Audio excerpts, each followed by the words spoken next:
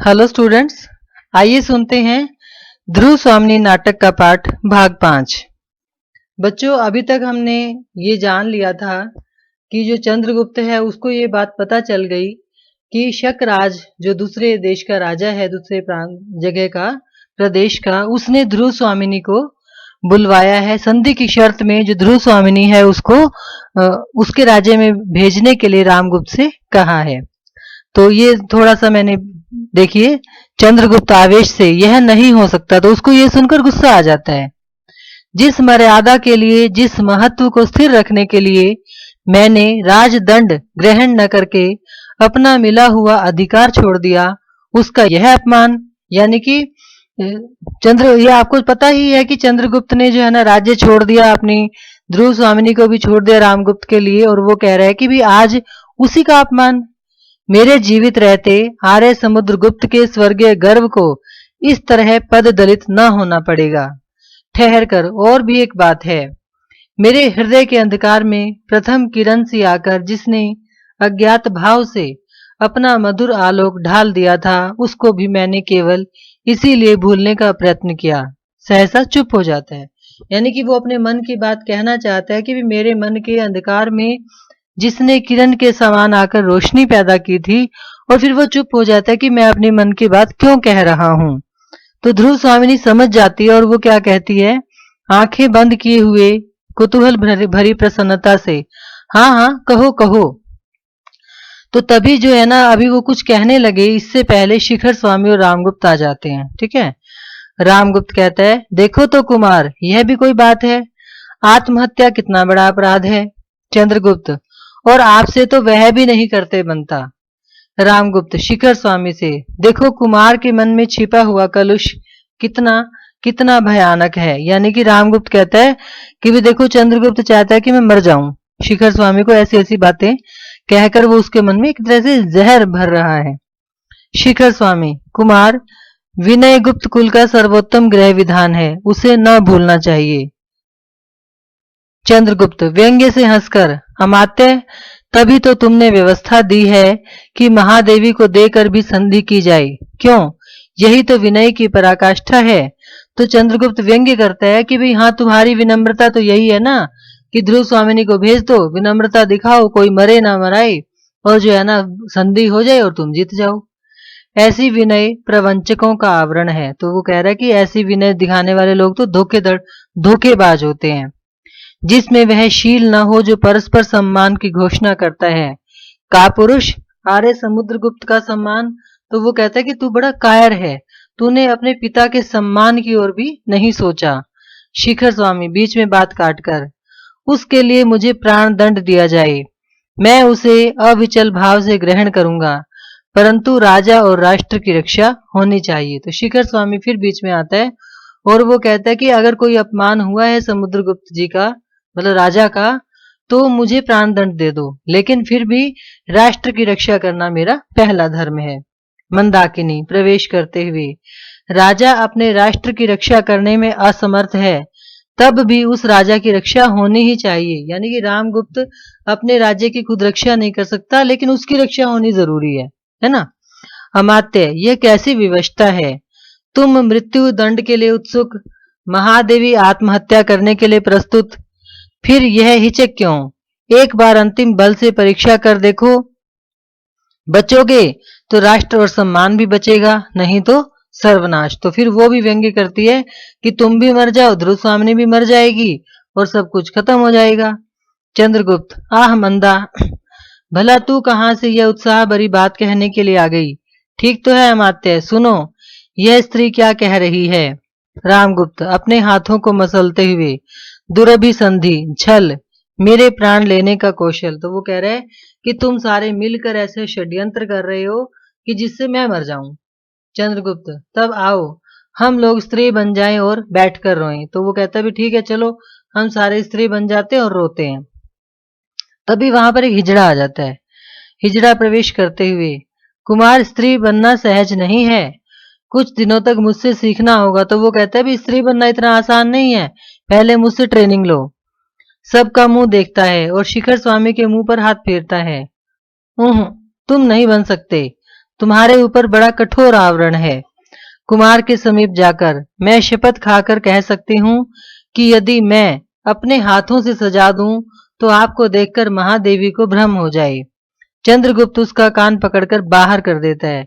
तो वो जो हिजड़ा है ना, मजाक मजाक में ऐसी बात कह देता है कि भी शिखर स्वामी तो स्त्री बन नहीं सकता, वो बड़ा कठोर है। लेकिन चंद्रगुप्त को यदि स्त्री के कपड़े पहना दिए गए तो वो ध्रुव स्वामिनी के जैसा दिखाई देगा। मतलब वो इतना सुंदर है कि ध्रुव स्वामिनी और चंद्रगुप्त में उनको पहचानना मुश्किल हो जाएगा। ध्रुव स्वामिनी, उसे छोड़ दो कुमार, यहाँ पर एक वही नपुंसक तो नहीं है, बहुत से लोगों में किसको निकालोगे।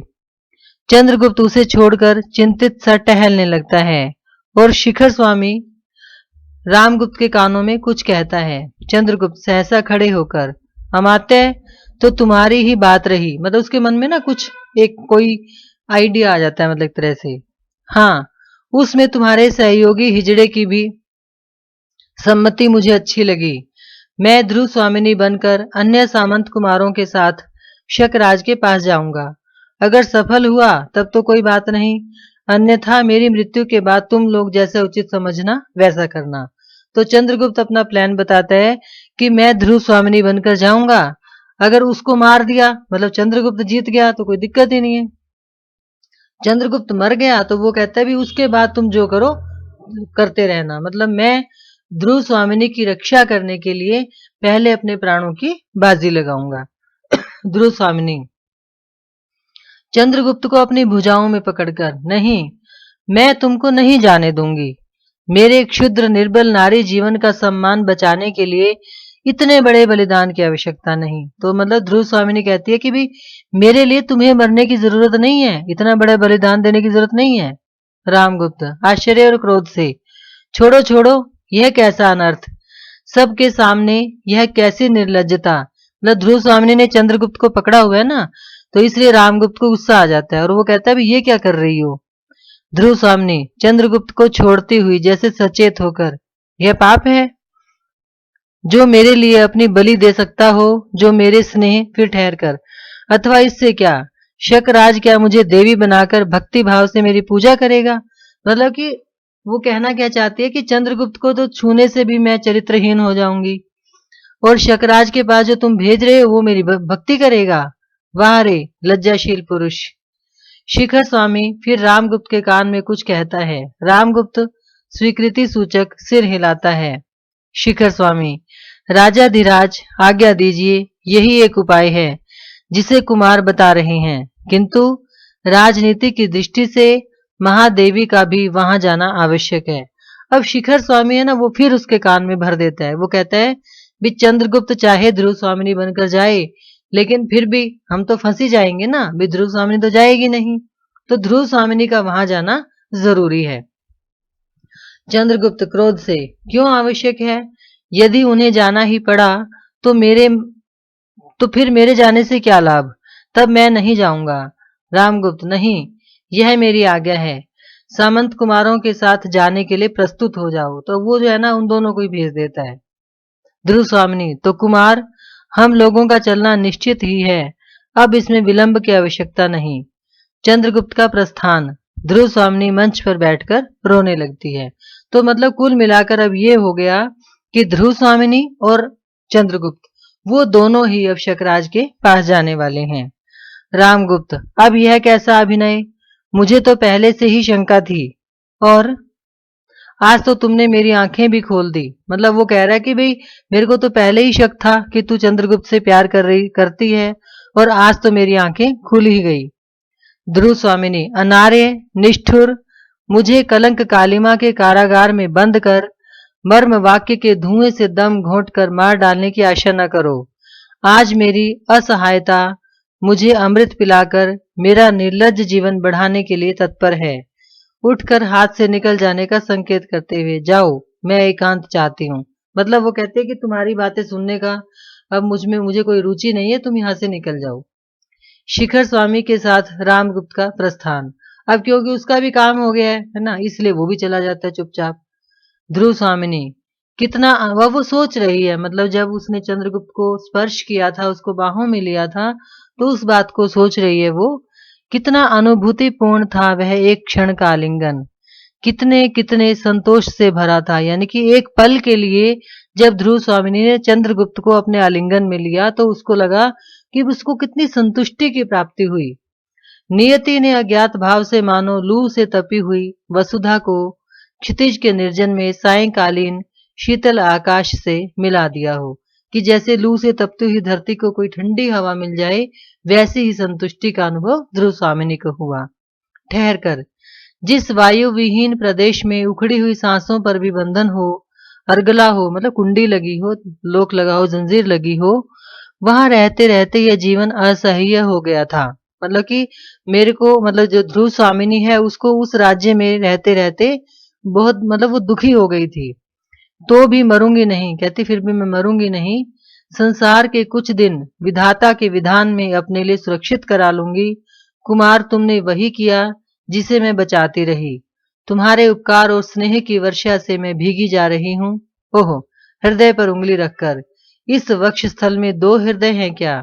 जब अंतरंग हाँ करना चाहता है तब ऊपरी मन ना क्यों कहला देता है। यानी कि वो मन ही मन स्नेह भी करती है चंद्रगुप्त से, और बोलकर मतलब स्वीकार भी नहीं करना चाहती, कहना भी नहीं चाहती।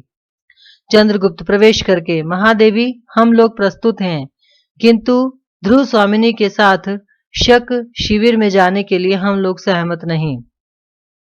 ध्रुव स्वामिनी हंसकर, राजा की आज्ञा मान लेना ही पर्याप्त नहीं, रानी की भी एक बात न मानोगे? मैंने तो पहले ही कुमार तुमसे प्रार्थना की थी, मुझे जैसे ले आए हो उसी तरह पहुंचा भी दो। तो ध्रुव स्वामिनी कहती है कि तुम्हें मेरी बात भी माननी पड़ेगी, और जिस तरह से तुम मुझे मेरे पिता के घर से लाए थे वैसे ही मुझे शकराज के पास छोड़ आओ। चंद्रगुप्त, नहीं, मैं अकेले ही जाऊंगा। चंद्रगुप्त अभी भी ये चाहता है कि ध्रुव स्वामिनी वहां ना जाए, लेकिन ध्रुव स्वामिनी नहीं मानती। ध्रुव स्वामिनी, कुमार, यह मृत्यु और निर्वासन का सुख तुम अकेले ही लोगे, ऐसा नहीं हो सकता। राजा की इच्छा क्या है यह जानते हो? मुझसे और तुमसे एक साथ छुटकारा। तो फिर वही क्यों न हो, हम दोनों चलेंगे। मृत्यु के गह्वर में प्रवेश करते समय मैं भी तुम्हारी ज्योति बनकर बुझ जाने की कामना रखती हूँ। यानी कि एक तो राजा चाहता ही है कि वो दोनों इकट्ठे मर जाएं, और ध्रुव स्वामिनी भी कहते हैं कि अगर तुम मर गए तो मैं भी जीकर क्या करूंगी, इसलिए अगर मृत्यु की ओर जाना है तो हम दोनों एक साथ चलेंगे। और भी एक विनोद प्रलय का परिहास देख सकूंगी, मेरी सहचरी, तुम्हारा वह ध्रुव स्वामिनी का वेश ध्रुव स्वामिनी ही ना देखे तो किस काम का। फिर कहते हैं कि दूसरी बात यह भी है ना कि जब तुम ध्रुव स्वामिनी बनकर जाओगे और यदि मैं ही ना देख पाऊंगी तो फिर तुम्हारा वो रूप किस काम का। दोनों हाथों से चंद्रगुप्त का चिबुक पकड़कर सकरुण भाव से देखती है, यानी कि उसकी ठोड़ी को ऊपर उठाकर ऐसे प्रेम से देखने लगती है। चंद्रगुप्त अधखुली आंखों से देखता हुआ, तो फिर चलो। सामंत कुमारों के आगे आगे मंदाकिनी का गंभीर स्वर में गाते हुए प्रवेश। तो मंदाकिनी जो है वो एक इस तरह से गीत गाती हुई आती है, इसको मैं नहीं पढ़ रही हूं। चंद्रगुप्त और ध्रुव स्वामिनी के साथ सबका धीरे धीरे प्रस्थान। अकेली मंदाकिनी केंद्रित आलोक में खड़ी रहकर वेग भरी आंधी के शब्द और सघन होते अंधकार में अंतर्धान हो जाती है।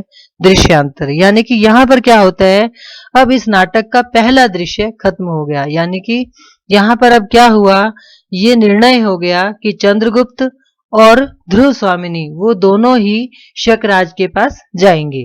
ध्रुव स्वामिनी तो ध्रुव स्वामिनी है ही, चंद्रगुप्त भी ध्रुव स्वामिनी बनकर शकराज के पास जाएगा। तो अगले दृश्य के जो वीडियो है उसको लेकर मैं फिर आऊंगी, तब तक के लिए धन्यवाद।